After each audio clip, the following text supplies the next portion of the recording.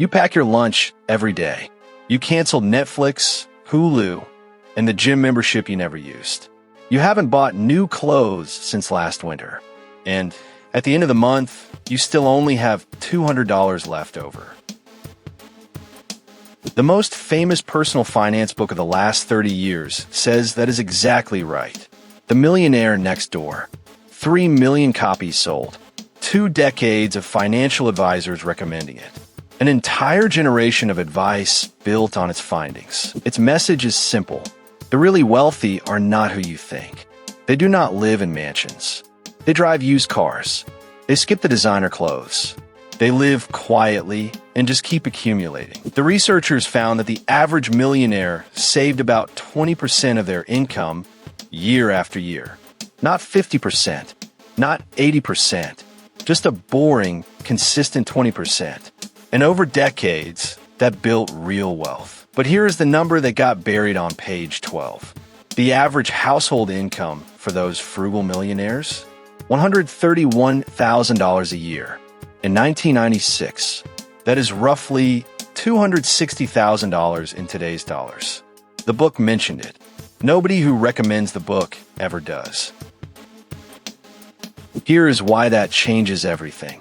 If you earn $45,000 a year and save 20%, you are putting away $9,000 with no investment returns at all.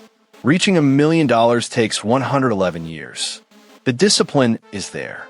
The math is broken. Run that same 20% savings rate on $130,000 a year, and you hit $1 million in 38 years.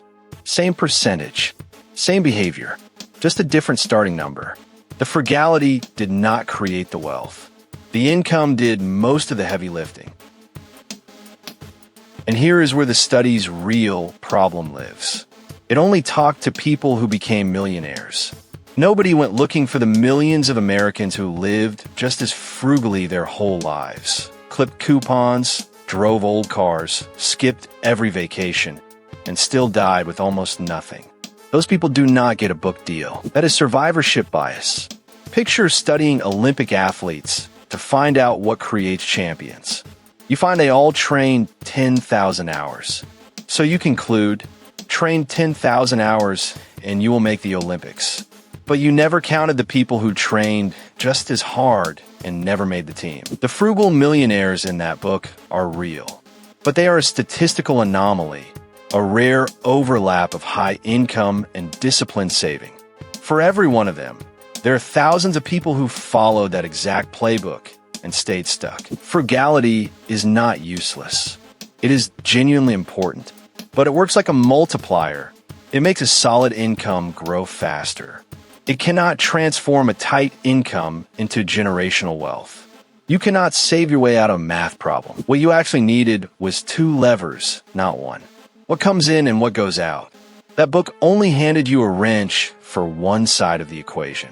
And it did not tell you which side most people actually need to fix first. Here's what to do right now. Step 1. Open your bank app and add up what you actually saved last month. Divide that by your take-home pay. That number is your savings rate. Step 2. If it is under 20%, pick one recurring expense to cut this week.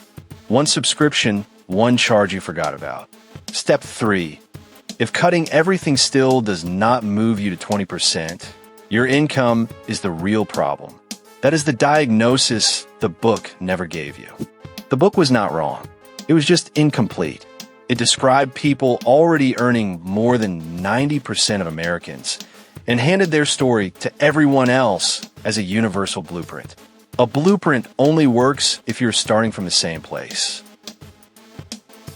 Subscribe, because next week we are breaking down the income side of this equation, the part that most personal finance channels are too afraid to touch.